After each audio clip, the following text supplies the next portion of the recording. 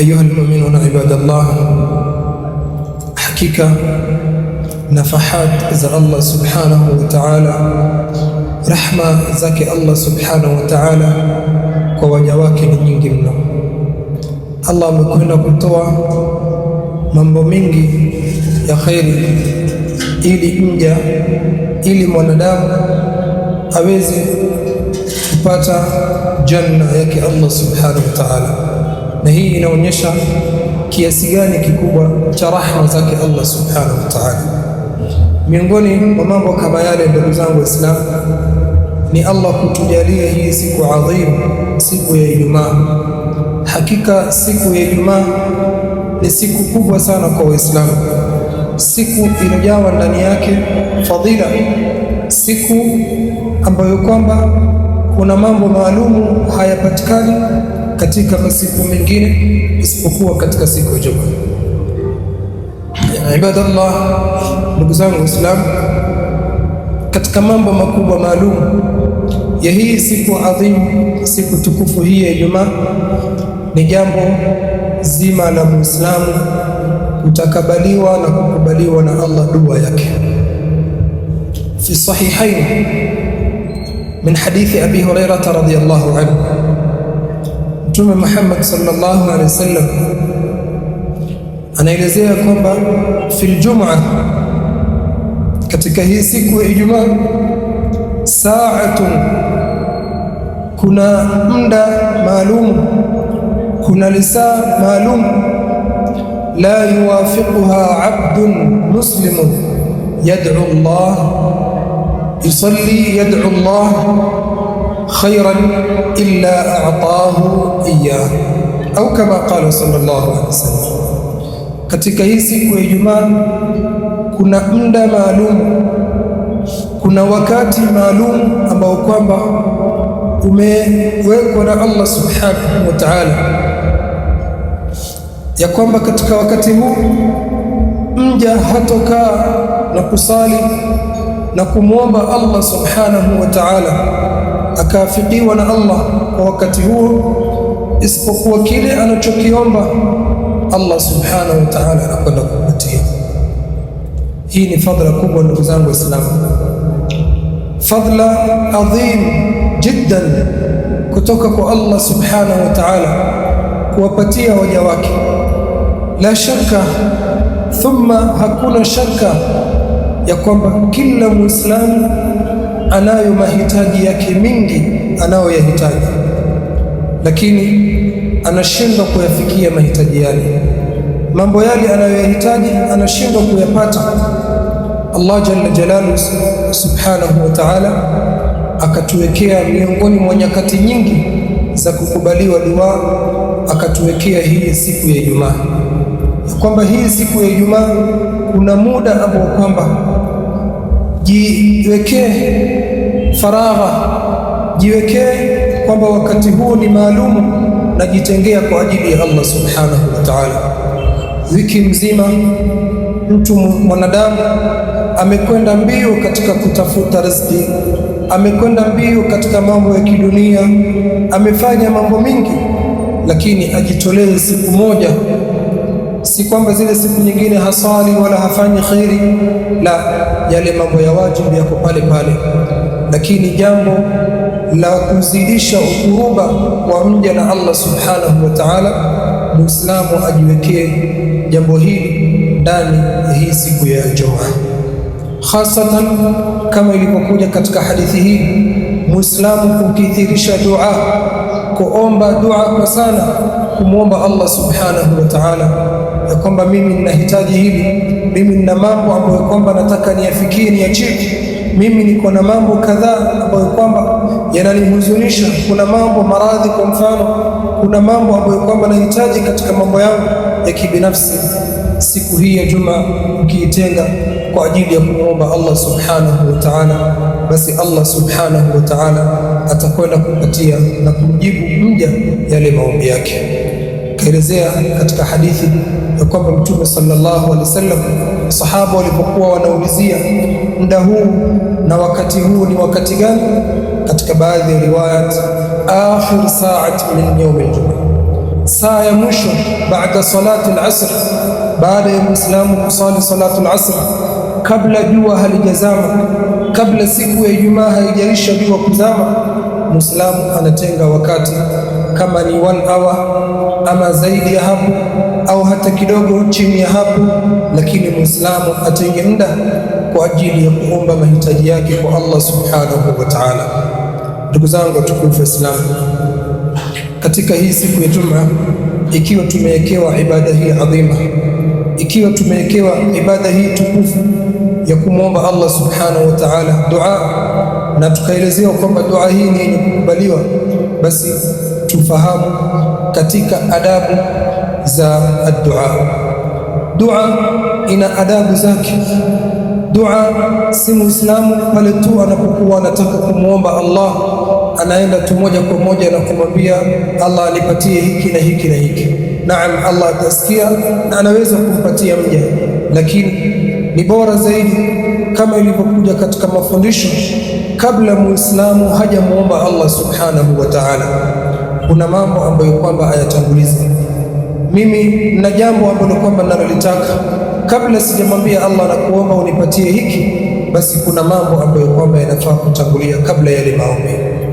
Katika Sunan Abi Daud an Fudalah ibn Ubayd radiyallahu anhu wardah, Mtume sallallahu alaihi wasallam alijiliwa na mtu mmoja, ama alimsikia mtu Fudalah ibn Ubayd akisikia au akisimulia maneno haya kwamba sami'a an-nabiy sallallahu alaihi wasallam yusalli yad'u Allah, rajulan yusalli yad'u Allah. Mtume sallallahu alaihi wasallam alimsikia mtu ambaye kwamba alikuwa akisali akimuomba Allah subhanahu wa ta'ala, alikuwa na mahitaji yake, anamuomba Allah subhanahu wa ta'ala, na haja lam yumajjidillah wa lam yahmadillah, hajamtakasa Allah subhanahu wa ta'ala, hajamsifu Allah subhanahu wa ta'ala, na wala hajaanza na kitu chochote.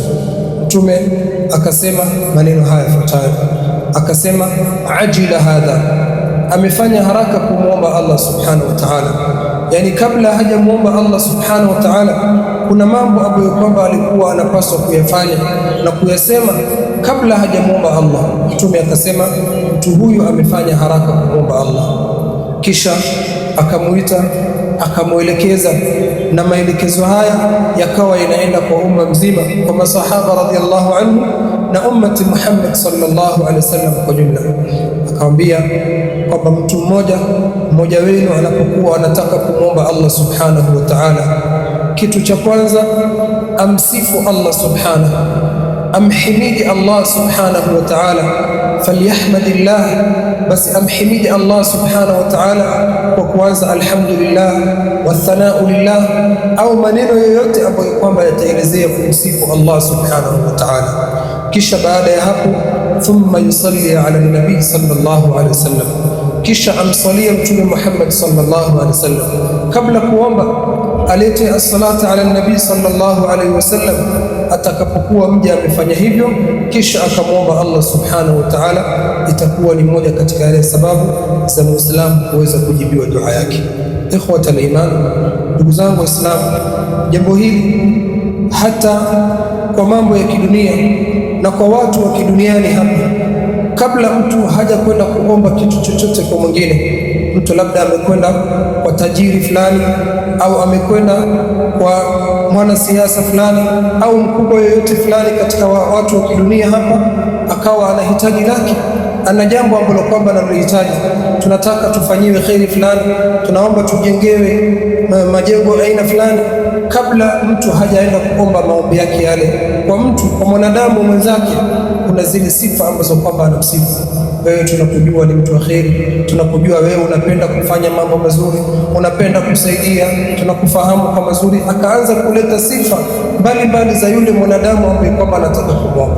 Kisha baada ya kumsifu sifa zote zile, kisha akaleta yale maombi yake. Kwa hiyo tunapoomba, tunahitaji kujengewa jambo fulani, tunahitaji kufanyiwa kitu fulani, tunahitaji jambo katika mambo ambayo kwamba anahitaji sehemu hiyo. Ikiwa huyu ni mwanadamu, ikiwa mwanadamu kwa mwanadamu mwenzake anamsifu na kumpatia sifa ambazo kwamba zitakwenda kumpelekea yule mwenye kusifiwa akubali yale maombi, fama baluka billah subhanahu wa ta'ala. Je, kwa Allah subhanahu wa ta'ala, kando na hii akili ya kidunia, lakini Mtume sallallahu alaihi wasallam ashaelezea adabu hii katika adabu za dua. Muislamu kabla hajamuomba Allah subhanahu wa ta'ala alete sifa kumsifu Allah subhanahu wa ta'ala katika majina yake mazuri na sifa zake alizomsifu katika Qur'an ama katika hadithi za Mtume Muhammad sallallahu alaihi wa ala alihi wa sahbihi wasallam. Ikhwata al-iman, ndugu zangu watukufu wa Islam, tusiwache fursa hii adhima, ofa hii ambayo kwamba tumepatiwa katika hii siku tukufu, siku ya Ijumaa, ya kumwomba Allah subhanahu wa ta'ala na kukubaliwa maombi yetu kwa Allah subhanahu wa ta'ala, tuweze kupatiliza na kuchukua fursa hii katika hii siku adhimu, siku ya Ijumaa, kujikurubisha kwa Allah subhanahu wa ta'ala kwa dua na kuweka mahitaji yetu yote, kumlilia Allah subhanahu wa ta'ala yale ambayo kwamba tunayohitaji katika mambo yetu ya kidunia na vile vile katika mambo ya akhera. Tukifanya hivyo tutakwenda kupata radhi za Allah, tutakwenda kupata saada fi dunya wal ukhra.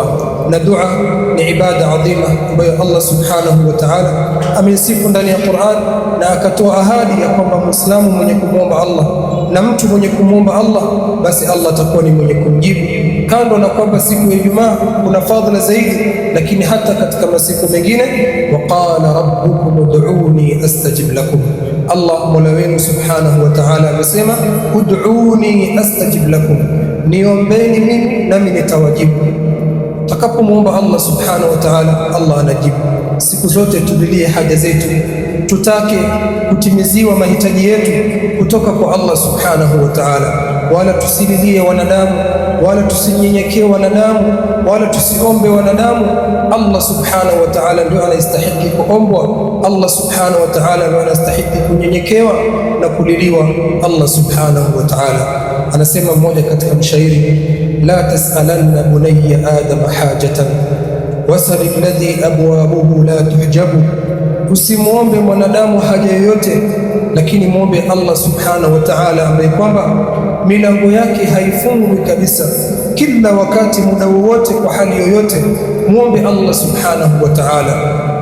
Allahu yaghdabu in tarakta su'alahu wa bunayyu adama hina yus'alu yaghdabu, Allah subhanahu wa ta'ala yuwakasirika ikiwa mja hamwombi yeye Allah subhanahu wa ta'ala.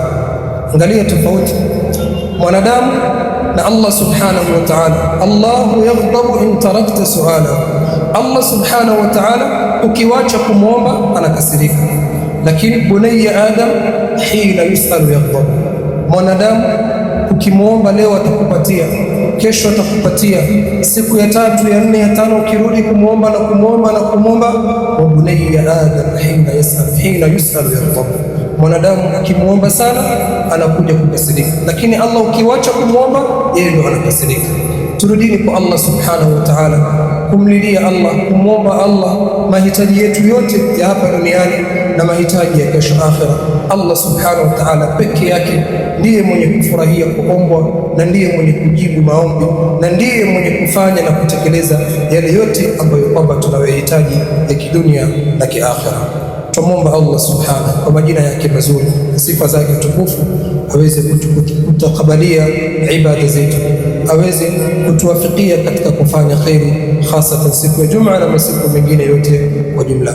Rabbana taqabbal minna innaka antas samiul alim.